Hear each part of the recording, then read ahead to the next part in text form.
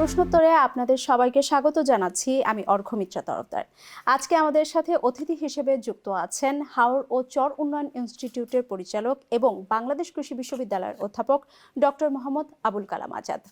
Doctor Azad, ধন্যবাদ আপনাকে আজকের প্রশ্নোত্তর পর্বে আসার জন্য।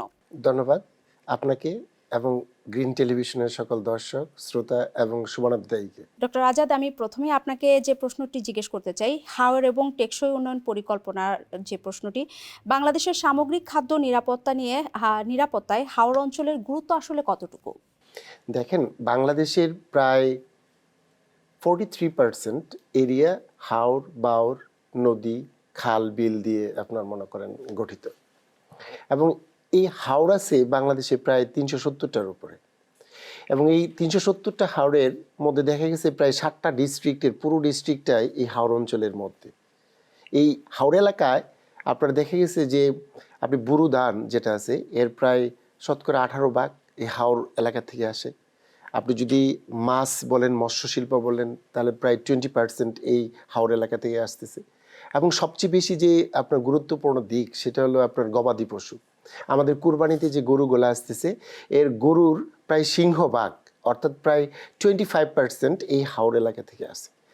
কিন্তু এই যে আপনার মৎস্য সামগ্রিকভাবে যদি আমরা চিন্তা করি যে আপনার রাইস, তারপরে আপনার ফিশ এবং তারপরে আপনার ক্যাটল, এই যে তিনটা এগ্রিকালচারের মূল কম্পোনেন্টস, এই মূল কম্পোনেন্টসের ম্যাক্সিমাম পার্টটাই হাওর আপনাকে আমাদের এই জিডিপিতে আপনার শেয়ার করছে।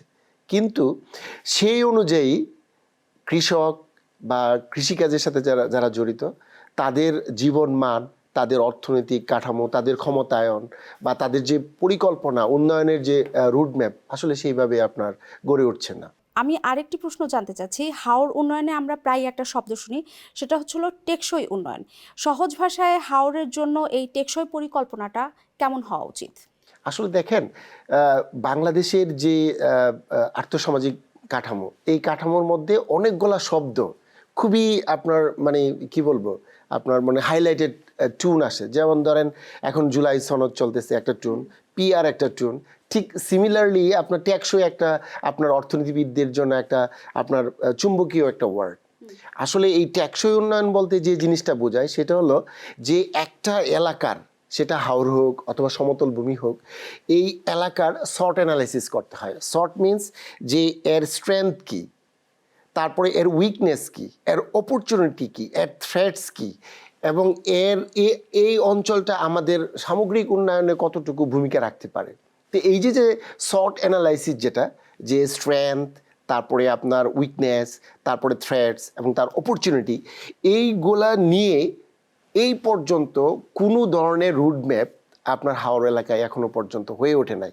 কারণ যত এনজিও যাচ্ছে বা সরকার তাদের যে সমস্ত আপনার কার্যক্রম ওই হাওর এলাকার উন্নয়নের জন্য করছে, বেসিক্যালি এটা করছে শুধুমাত্র আপনার লুক দেখানো। কারণ তারা যে সমস্ত কর্মকাণ্ড এখানে নিয়ে যায়, এখানে দেখা গেছে যে আমি এজ এ ইনস্টিটিউটের ডিরেক্টর হিসাবে আমি যখন এই সাইটগুলো ভিজিট করতে যাই, তখন দেখা গেছে যে কিছু মানুষ আসলে, কিছু বলবো না, হাওরের টোটাল মানুষের যে জীবন যাপন বা প্রণালী বা চিন্তা ভাবনা, সেটা হলো তারা হাতে চায়, মাথায় নিতে চায় না। অর্থাৎ তারা জানে যে কোনো এনজিও আসলে আমাদেরকে আজকে দিনে রোজগারের টাকাটা দিয়ে দেবে। তারা যে আপনাকে 3 ঘন্টা বা 4 ঘন্টায় আপনার আর্থসামাজিক উন্নয়ন, ক্ষমতায়ন, তারপরে আপনার অন্যান্য যে ব্যাকওয়ার্ড লিঙ্কেজের যে সমস্ত বিষয়গুলো আছে, এইগুলো যে তুলে ধরে, এইগুলো কিন্তু তারা মাথায় নিতে ইন্টারেস্টেড না। তার মানে টেকসই উন্নয়ন বলতে কিছু নেই, টেকসই উন্নয়ন খালি হচ্ছিল হাতে টাকা দেওয়া পর্যন্তই সীমাবদ্ধ। সেইটাই।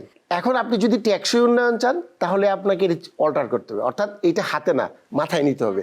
ওই ধরনের প্রযুক্তি, ওই ধরনের আপনার চিন্তা ভাবনা নিয়ে যদি সরকার বা যারা সামনে সরকার আসবে তারা যদি ওই ধরনের প্ল্যান নিয়ে যায়, তাহলেই শুধুমাত্র টেকসই শব্দটা হাওরে টেকসই হবে, না হলে এটা নাজুকের দিকেই চলতে থাকবে। অকাল বন্যা হাওরের প্রধান শত্রু, আমরা সবাই জানি সেটা। আধুনিক প্রযুক্তি ব্যবহার করে এই সমস্যার কি কোনো স্থায়ী সমাধান কি আদৌ সম্ভব কিনা?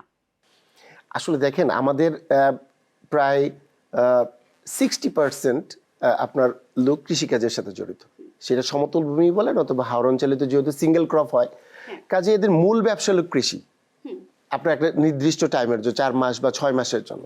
এখন এই যে ফ্ল্যাশ ফ্লাড যেটা আপনার আমাদের উজানে অনেকগুলা আপনার মনে করেন যে নদী আছে যেগুলো আপনার ভারত থেকে আমাদের এখানে আসতেছে।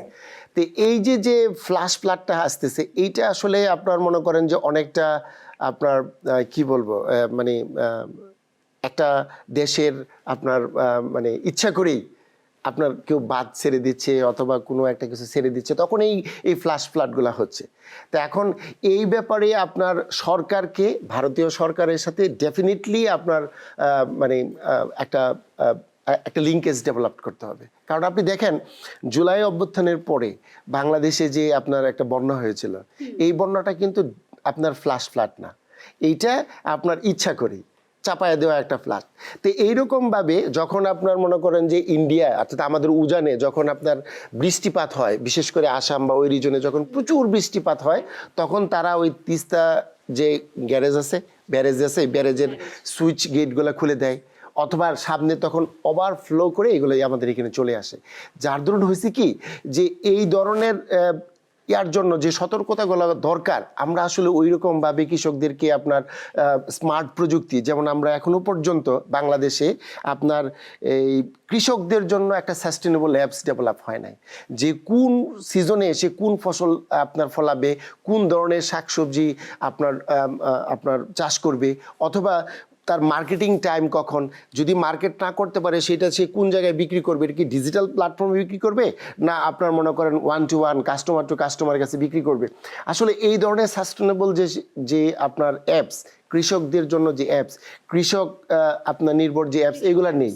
এক, তারপরে দেখেন যেহেতু ফ্ল্যাশ ফ্লাড আসতেছে, এইখানে সরকারের অবশ্যই আপনার নীতিমালা থাকতে হবে যদি আপনি এটা শেষ করতে চান। আর আরেকটা জিনিস হলো, পৃথিবীর সমস্ত দেশে, যেমন আমি ধরেন জাপানে পিএইচডি করছি, আমি যে এরিয়াতে পিএইচডি করছি তোহোকু ইউনিভার্সিটি, মানে সবসময় আপনার ঠান্ডা, দেখা গেছে যে বছরের প্রায় 9 মাসই আপনার ঠান্ডা থাকে, মাত্র 3 মাস ভালো থাকে। ওইখানে রিয়েল টাইম আপনার মানে আপনার ওয়েদার ফোরকাস্ট পাওয়া যায়, অর্থাৎ আপনি 5 সেকেন্ড পরে কোন ধরনের ওয়েদার আপনার সাথে ট্রিট করতেছে এটা আপনার কাছে ইনফরমেশন আছে। কিন্তু বাংলাদেশে যে গত কয়েকদিন যাবত 15 দিন একটা আপনার লম্বা ওয়েভ চললো, মাঝখানে আপনার মনে করেন যে কেউ কিন্তু বলতে পারে নাই যে এই ওয়েভটা কতদিন চলবে।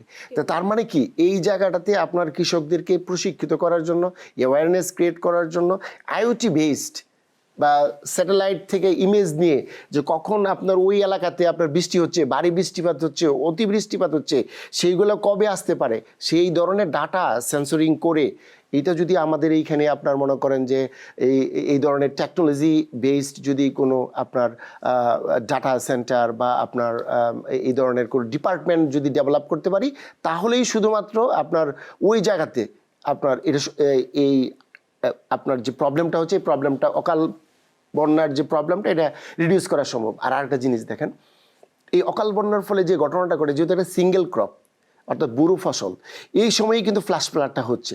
তো এই সময়ে আপনার কৃষকদেরকে আপনার বিভিন্ন ধরনের মেকানাইজেশন অর্থাৎ হারভেস্টার যে সমস্ত যন্ত্রপাতি আছে সেইগুলার আপনার ডিএই অথবা এগ্রিকালচারাল যে সমস্ত আপনার ইনস্টিটিউট বা ডিপার্টমেন্ট আছে তাদেরকে আগায় আসতে হবে।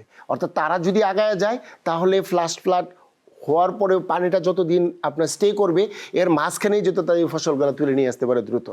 স্যার, আমরা তো কৃষি প্রধান দেশ হয়েও কেন আমাদের সরকার কৃষি বান্ধব নয় এবং কৃষকদেরকে কেন এত অবহেলা করা হয়? দেখেন, একটা কৃষিকাজের জন্য যে সমস্ত ইনপুট দরকার, আপনার প্রথম দরকার ভালো বীজ, তারপরে আপনার দরকার হলো সার, তারপরে দরকার আপনার পানি, তারপরে দরকার বিদ্যুৎ। এই যে কম্পোনেন্টসগুলি আপনি যদি গত 15 বছর বা এর আগে যদি আপনি একটু চিন্তা করেন, দেখেন বাংলাদেশে যতগুলা সার কারখানা ছিল সমস্ত সার কারখানা বন্ধ করে দিয়ে আপনার একটা দেশের উপর আপনার মনে করেন নির্ভরশীল হয়ে গেছে। যার ধরুন আপনার সারের জন্য কৃষকরা মনে করেন লাইন ধরতেছে। প্রায় সময় কিন্তু বলে যে সারের সংকট পায়। অত সারের সংকট থাকার কথা ছিল না, কারণ বাংলাদেশে যে পরিমাণ সার দরকার তার জন্য 8-10টা আপনার সার কারখানা ছিল, এগুলো সব ক্লোজড। এখন কিন্তু সরকার ইচ্ছে করে বসে রাখছে যে এদেরকে বসে বসে খাওয়ান দিচ্ছে, কারণ হলো না হলে তো আপনার মনে করেন বাইরে থেকে ইম্পোর্ট করলে ধান্দা। এই যে আপনার মনে করেন গত 15 বছরে বাংলাদেশে যে মেগা উন্নয়ন হয়েছে, এটা তো মেগা লুটপাটের জন্য। এরকম সারের ভিতরেও আপনার এটা শুরু হয়ে গেছে। তারপরে দেখেন বীজ, এখন এই বীজের যে টোটাল ব্যাপারটা, এটা ভাই বর্ণ কৃষকরা নিজেদের মতো করে ক্ষেত আপনার ধরেন একটা করে ওইখান থেকে আপনার বীজ কালেকশন করে পরবর্তীতে আপনার যায়। এখন হয়েছে কি, বাড়ি বাড়ি আপনার ডিলার পাঠায় দিছে, ঠিক আছে, বিভিন্ন ধরনের আপনার মনে করেন যে নাম নাই, জানা অজানা কোম্পানি আপনার মনে করেন ডিলারের কাছে যায়, আর ডিলাররা কৃষকের কাছে যায়, কৃষকরা ওই ডিলারের কাছে আপনার প্রতারিত হচ্ছে। কারণ ওই ডিলার তাকে খুবই নিম্নমানের আপনার বীজ দিচ্ছে না। তো ভালো বীজ না দিলে তো ভালো উৎপাদন আসবে না। তো এই জায়গায় ধরাচ্ছে। তারপরে আপনার ধরেন আপনার পানি, আপনি দেখেন বিদ্যুৎই তো নাই, কখন আসে কখন যায়। বলে যে 90% বিদ্যুৎ বাংলাদেশের আপনার হয়ে গেছে, আপনার স্বয়ংসম্পূর্ণ হয়ে গেছে। আদৌ কি হয়েছে? কোনো বিদ্যুতের কোনো খবরই নাই। কারণ আপনার শনিবার আসলেই মনে হয় বিদ্যুতের আপনার হরতাল লাগছে বাংলাদেশে। তো এইরকম যদি আপনার জমি তো আর আপনার বিদ্যুৎ বুঝবে না, সে পানি চায়, তো পানির তো উৎস নাই। দেখেন বাংলাদেশের যতগুলো আপনার খাল ছিল, জিয়াউর রহমান যে এখানে 1400-1500 খাল সেই 76 থেকে 81 পর্যন্ত আপনার মনে করেন খনন করেছিল, এই খালগুলা কি পুনঃখনন বা এইগুলা কি আবার মেরামত করার কেউ এখানে দৃষ্টি দিছে? দেয় নাই। কারণ কেন? এটা জিয়াউর রহমান করছে, এইটা আমাদের ধরা যাবে না। এই যে আপনি বললেন যে ওই হাওর এবং চর ইনস্টিটিউটের ব্যাপারটা এক্স্যাক্টলি এখানে হচ্ছে হলো ভাইস ভার্সা হয়ে গেছে। খালগুলা সব মরা খালে আপনার মনে করেন পরিণত হয়েছে, যার জন্য পানির স্রোত নাই, কোনো কিছুই নেই। তাই কৃষকরা পানি পাচ্ছে না। তো কৃষকরা পানি পাচ্ছে না, ভালো বীজ পাচ্ছে না, সার পাচ্ছে না, তারপরে বিদ্যুৎ পাচ্ছে না, তাহলে উৎপাদন দিবে কেমনে? তারপরেও যত কষ্ট করে ফ্যামিলির টোটাল লোকজন কষ্ট করে আপনার উৎপাদনের জন্য যাচ্ছে, ফসল ফলায় নিয়ে আসছে, মনে করেন এক মন ধান উৎপাদনে তার 800 টাকা খরচ যাচ্ছে, বাজারে আপনার 760 টাকা দাম, 760 টাকা দাম। তাহলে এই যে কষ্ট করলো ভদ্রলোক, এখন বাজারে গিয়ে বিক্রি করে আপনার মনে করেন তাও নেয় না, বলে কি আজকে কিনবো না। তো এই ভদ্রলোক এটা আবার বাসায় নিয়ে আসতেছে কান্দে করে, আবার 2 দিন পরে পার্শ্ববর্তী আর একটা ধরেন বাজারে যাচ্ছে, বাজারেও সেম ঘটনা। পরবর্তীতে দেখা গেছে ওই ভাই তুই 750 টাকা করে নিয়ে নে, আমার কষ্ট থেকে বাঁচা। তো এইরকম ভাবে একটা কৃষি বাইচা থাকতে পারে?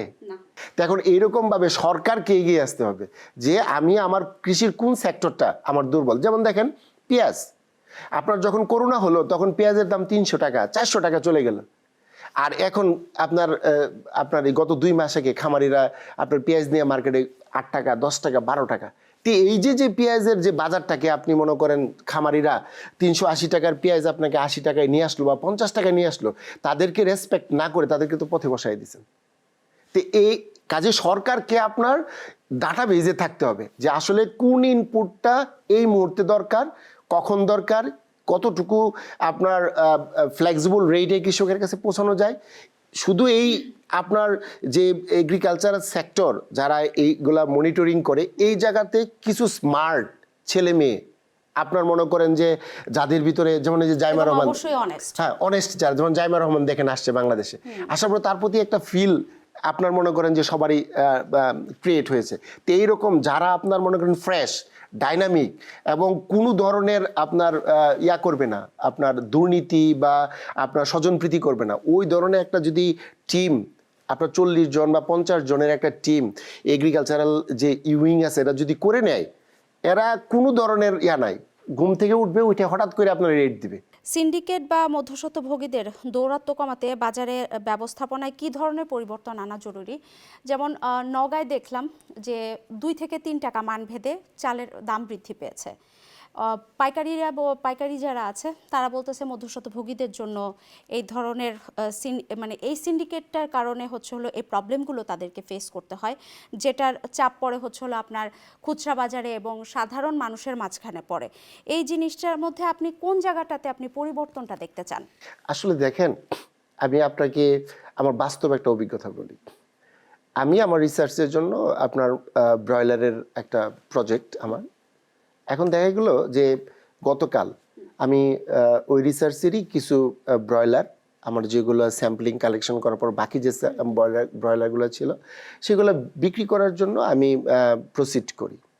প্রসিড করার পরে আমি যখন বাজারে বিক্রি করতে যাই তখন এটার ভ্যালু পাই 131 টাকা পার কিলো। অথচ এর 1 কিলোমিটার দূরে আমার যে রিসার্চ সেন্টার, এর 1 কিলোমিটার দূরে এই ব্রয়লারের দাম হলো প্রায় 160-165 টাকা।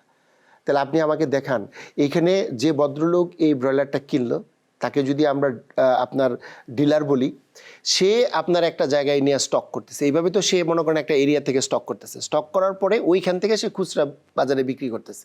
তাহলে এখন তার খরচ গেছে কয় টাকা? সে তো কোনো ইনভেস্ট করে নাই। আমার যেখানে আপনার 1 কেজি ব্রয়লার উৎপাদন করার জন্য 155 টাকা খরচ গেল, সেই ব্রয়লার আমি 131 টাকা বিক্রি করছি। আর তারা কোনো ইনভেস্টমেন্ট ছাড়াই এই ব্রয়লারটা আপনার মনে করেন সরাসরি আপনার ওই বাজারে ওই স্টক করে বাজারে বিক্রি করে দিল 165 টাকা ধরে। এখন এই যে মাঝখানে যে আপনার 35 টাকা লাভ করলো, এই 35 টাকা তো খামারি পাচ্ছে না। তো এই যে না পাওয়ার জন্য যে এই যে মধ্যসূত্রী যারা আছে, এদেরকে আপনার এদের চেইনটাকে যদি আপনি ভাঙতে চান, এইটা আপনি স্ট্রাকচারালি ভাঙতে পারবেন না। দেখেন বাংলাদেশে কি 5ই আগস্টের পরে পুলিশের দুর্নীতি কমছে? আমলাদের দুর্নীতি কমছে? আপনার মনে করেন যারা দুর্নীতিবাজ তাদের কি দুর্নীতির লেভেল কমছে? বরং বাড়ছে। 5 টাকা জায়গায় 10 টাকা, আপনার মনে করেন 5 লাখের জায়গায় 50 লাখ টাকা, এইরকম। সিমিলারলি এই সিন্ডিকেট প্রথা ভাঙে নাই। সিন্ডিকেট প্রথা এখনো আছে, ভবিষ্যতে থাকবে। সিন্ডিকেট প্রথা কি আদৌ ভাঙা সম্ভব? হ্যাঁ, সিন্ডিকেট প্রথা যদি আপনি ভাঙতে চান, সেই ক্ষেত্রে আপনাকে যে কাজটা করতে হবে সেটা হলো যে আপনার কৃষকের বাজারের ব্যবস্থা করতে হবে। কৃষক বাজার যেটাকে বলে, কৃষক বাজার অর্থাৎ ফার্মার্স মার্কেট আপনার ডেভেলপ করতে হবে। অর্থাৎ কৃষক তার উৎপাদিত পণ্য নিয়ে ওই মার্কেটে যাবে, ওইখানে লোকজন আসা কম দামে আপনার মনে করেন যে এই জিনিসগুলা কিনবে। এইখানে আরেকটা বিষয় আছে, দেখেন আপনার ইন্ডিয়াতে কি করছে, এই আপনার কৃষকদের বাঁচানোর জন্য, সার্ভাইভ করার জন্য তারা যে কাজটা করছে যে আপনার তাদের যে কৃষক বাজারগুলা, এইগুলাকে এমনভাবে আপনার স্ট্রাকচারালি ডেভেলপ করছে যেখানে ট্রেন, বাস এবং লঞ্চ, অর্থাৎ এই যে ট্রেন, বাস এবং লঞ্চ এবং হেঁটে এই সবগুলোর মনে করেন যে একটা কম্বিনেশন করছে। অর্থাৎ কৃষক তার উৎপাদিত পণ্য নিয়ে আইদার লঞ্চে চলে যেতে পারতেছে, অথবা আপনার ট্রেনে চলে যেতে পারতেছে, অথবা আপনার মনে করেন যে ট্রান্সপোর্ট ইউজ করে চলে যেতে পারতেছে, যে ওইখানে বিক্রি করতে পারতেছে। আপনি যদি মনে করেন যে বাসে যান খরচ বেশি, আপনি যদি লঞ্চে যান খরচ কম, আপনি যদি ট্রেনে যান তাহলে আরো খরচ কম। তো কৃষক যদি তার উৎপাদিত পণ্য কম খরচে যদি তার লোকাল ডেস্টিনেশনে যেতে পারে, তাহলে ডেফিনেটলি কনজিউমার কম খরচে পাবে। এখন বাংলাদেশের যে বাজার ব্যবস্থা, এইগুলা কিন্তু এইভাবে গড়ে ওঠে নাই। এখন ওই জায়গাটাতে আপনার মনে করেন যে চিন্তা ভাবনা করতে হবে যে কৃষক বাজার কিভাবে করা যায়, ডেভেলপ করা যায়। আর আরেকটা জিনিস, সেটা হলো যে আপনার অনলাইন মার্কেটিং সিস্টেম, যেটাকে আমরা বলি ডিজিটাল প্ল্যাটফর্ম। দেখেন করোনার সময় কিন্তু আমাদের সমস্ত দোকানপাট সবকিছু বন্ধ ছিল, কিন্তু ডিজিটাল প্ল্যাটফর্ম কিন্তু আপনার অনেক দূর আগায় গিয়েছিল। এই যে কুরবানির সময় দেখেন আমাদের ডিজিটাল প্ল্যাটফর্ম ইউজ করে কিন্তু খামারিরা তাদের নাদুস নুদুস গরুগুলারে বেশি দামে আপনার মনে করেন যে আপনার কনজিউমার কাছে বিক্রি করতে পারতেছে।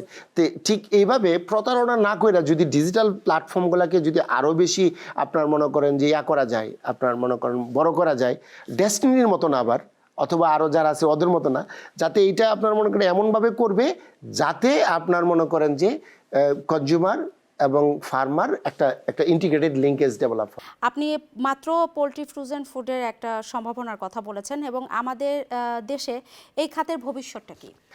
দেখেন বাংলাদেশে আপনার জনপ্রতি আপনার একজন সুস্থ সবল মানুষের জন্য প্রতিদিন আপনার প্রায় 140 গ্রাম আপনার মাংস খাওয়া দরকার। এখন এই যে 140 গ্রাম মাংস, আমরা আসলে আমাদের যে স্ট্যাটিস্টিক্স বলে তাতে দেখা গেছে আমরা 20 গ্রামের বেশি মাংস খাইতে পারি না ডেইলি। একজন মানুষ 18 কোটি মানুষের মধ্যে আমরা যদি একজন মানুষকে টান দেই, তাহলে সে দিনে মাত্র 20 গ্রাম মাংস খায়, অথচ তাকে 140 গ্রাম মাংস খেতে হবে। আর বাংলাদেশে যে স্ট্যাটিস্টিক্স বলে, গত 15 বছরের স্ট্যাটিস্টিক্স পুরাটাই আজাইরা একটা স্ট্যাটিস্টিক্স, কোনো আপনার মিল নাই। ঠিক আছে, প্রোডাকশনের সাথে কনজিউমারের যে ডিমান্ড এবং সাপ্লাই, এইগুলোর কোনো কিছু মিল নেই। তাহলে এইরকম একটা আপনার মনে করেন সিচুয়েশনে যদি আমি আমার প্রোটিন ডেফিসিয়েন্সি, প্রোটিন ঘাটতি যদি আমরা মনে করেন যে মিট আপ করতে চাই, ডেফিনেটলি এই ওয়েট মার্কেটিং সিস্টেম থেকে, অর্থাৎ আমরা বাজার থেকে যেভাবে একটা মুরগি ধরি, পছন্দ করি, তারপরে স্লটার করে বাসায় এনে রান্না করে খাই, এই জায়গা থেকে বেরিয়ে আসতে হবে। এইটা থেকে বেরিয়ে আসতে গেলেই আপনাকে এই ফ্রোজেন ইন্ডাস্ট্রির দিকে যেতে হবে। আর ফ্রোজেন ইন্ডাস্ট্রি যত বেশি আপনার মনে করেন ডেভেলপ করবে, তত আপনার প্রাইস, আপনার বার্ডেন আপনার কমে যাবে এবং খামারিরা তত লোকসান কমবে।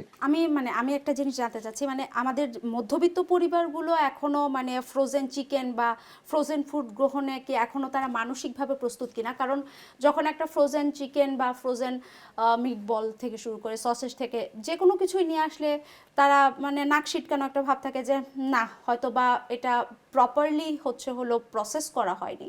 তো মানে মধ্যবিত্ত পরিবারগুলো কি এখনো মানসিকভাবে প্রস্তুত কিনা আপনি দেখেন একটা জিনিস বলি, শুনেন, দেখেন আগে কিন্তু বাংলাদেশে এত মানে কর্মসংস্থানের এখন বাংলাদেশের কর্মসংস্থানের প্রায় 50% মহিলা এবং তাদের ছেলে মেয়েরা সকালবেলা যে আপনার স্কুলে যাচ্ছে এর প্রায় 40% না খেয়ে যাচ্ছে, অর্থাৎ তারা কিচ্ছু খায় না, একটা এক ফোঁটা পানিও খায় না।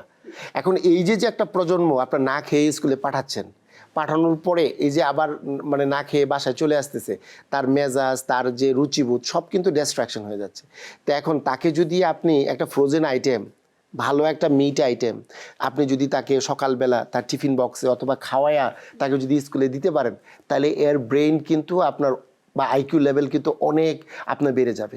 যার দরুন দেখা গেছে কি আপনি দেখেন শহর উপশহর বা আপনার ইয়াগুলাতে আপনার যে সমস্ত জায়গাগুলোতে প্রচুর মানুষ গ্যাদারিং করে ওই জায়গাগুলোতে কিন্তু আপনার মনে করেন এখন এই ফ্রোজেন যে প্রোডাক্ট সসেস, নাগেট, বার্গার, তারপরে পেটিস অথবা আপনার মনে করেন যে মিট বল অথবা ছোট ছোট আপনার মনে করেন যে কি বলবো ললিপপের মতো আপনার অনেক আইটেম পাওয়া যাচ্ছে। কারণ তারা দেখতেছে যে বাচ্চাকে না খাওয়াইয়া পাঠানোর চেয়ে আমরা যদি আপনার একটা ললিপপও খাওয়াই দিই তাহলে বাচ্চাটার পেট ভরবে এবং মাথাটা ফুল নারিশড থাকবে।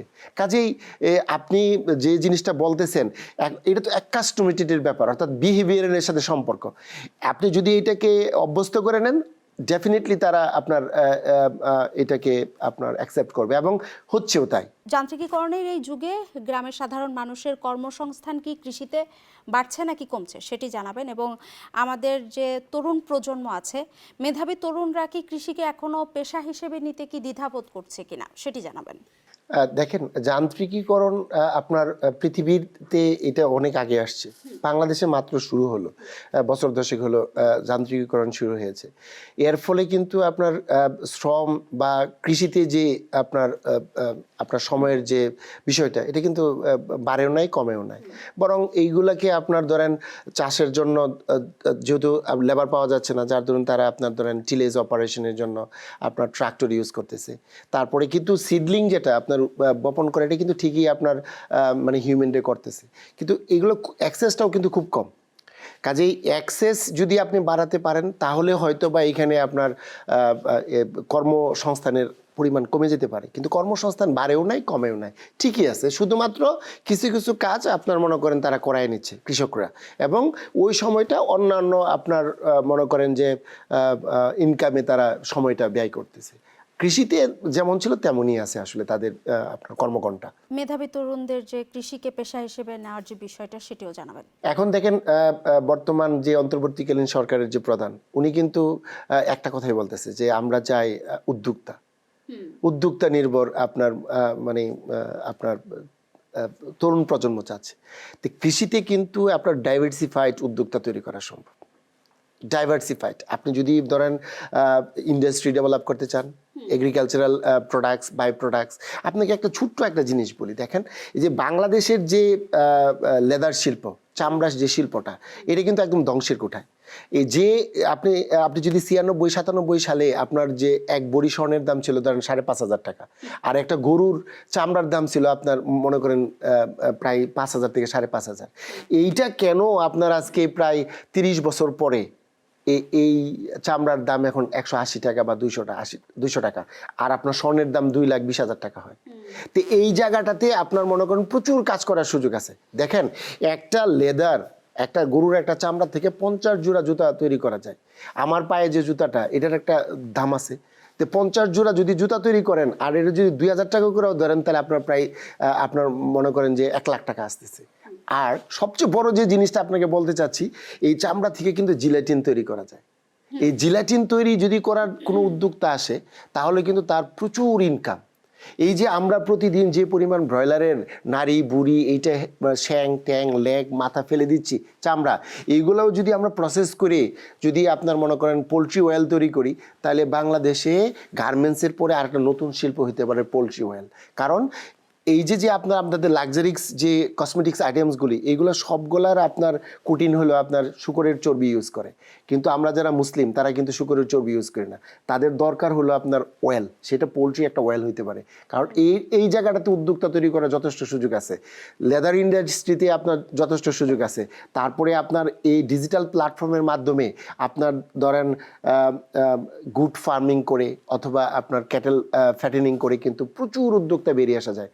শুধুমাত্র দরকার সরকারের সদিচ্ছা এবং লজিস্টিক সাপোর্ট, আর হলো তাদের এই টাকাগুলা বিনিয়োগকৃত টাকাটা যেন এনক্যাশ করতে পারে সেই ধরনের আপনার প্রযুক্তি তাদেরকে দেওয়া।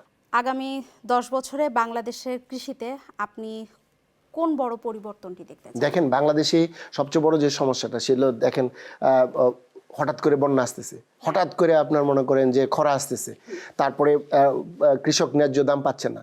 অর্থাৎ এই যে জলবায়ুর যে পরিবর্তনটা, যে ক্লাইমেটের যে চেঞ্জ হচ্ছে, এই ক্লাইমেট চেঞ্জের সাথে সহনশীল আপনাকে বিভিন্ন জাত, আপনার সেটা ক্রপস বলেন, ফিশ বলেন অথবা লাইভস্টক বলেন, হ্যাঁ, জাত তৈরি করবে, ওই জাত নির্ভর আপনার চলে আসবে। বাংলাদেশে কিন্তু স্যালাইনিটি বেড়ে যাচ্ছে, অর্থাৎ পানিতে লবণের পরিমাণ বেড়ে যাচ্ছে। তো এই লবণাক্ত সহনশীল আপনার মনে করেন যে টেকসই আপনার জাত লাগবে। তারপরে আপনার মনে করেন আমরা কিন্তু এখন টোটালি কেমিক্যাল ফার্টিলাইজার নির্ভর একটা দেশ। এইটার থেকে চলে যেতে হবে আমাদেরকে আপনার মনে করেন অর্গানিক, যেটা অর্গানিক যেটা আমরা বলতেছি কম্পোস্টিং। জনাব তারেক রহমান সাহেব কিন্তু বলছেন যে এই যে ওয়েস্ট ম্যানেজমেন্ট, এটাকে আমাদের ইয়াতে নিয়ে আসতে হবে, আপনার মনে করেন চিন্তা ভাবনা নিয়ে আসতে। এই ওয়েস্টটাকে যদি আমরা প্রপারলি ইউটিলাইজ করি তাহলে আমরা এইখান থেকে বায়ো ফার্টিলাইজার পাবো, যে ফার্টিলাইজারটা ইউজ করে আমরা রিনিউয়েবল এনার্জি, যেটাকে আমরা বলি যে আপনার এই যে আপনার এখন ব্যাটারি চলে গেছিল, এটা যদি আপনার ধরেন এইখানে আপনার যদি ধরেন ইয়া থাকতো, কি বলে, একটা এনার্জি প্রডিউসিং সোর্স থাকতো, তাহলে কিন্তু এইটা এই এগ্রিকালচার থেকে আসার সম্ভাবনা আছে।